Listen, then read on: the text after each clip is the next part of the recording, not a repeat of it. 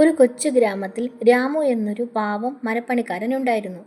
ഒരിക്കൽ അയാൾ കാട്ടിൽ പോയപ്പോൾ തകർന്നു വീണ ഒരു പക്ഷിക്കൂടും അതിൽ 2 കുഞ്ഞുങ്ങളെയും കണ്ടു. ദയ തോന്നിയ രാമു അവയെ വീട്ടിൽ കൊണ്ടുപോയി സ്നേഹത്തോടെ വളർത്തി. വർഷങ്ങൾ കഴിഞ്ഞു. രാമുവിന് വയസ്സായി.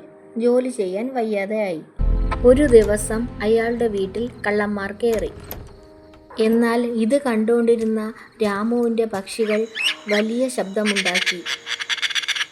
പക്ഷികളുടെ നിർത്താത്ത ശബ്ദം തുടർന്നുകൊണ്ടിരുന്നു. ഇത് കേട്ട് അയൽപക്കത്തുള്ളവർ ഞെട്ടി ഉണർന്നു.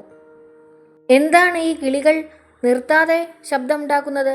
അങ്ങനെ രാമുവിനെ സഹായിക്കാനായി എല്ലാവരും എത്തി.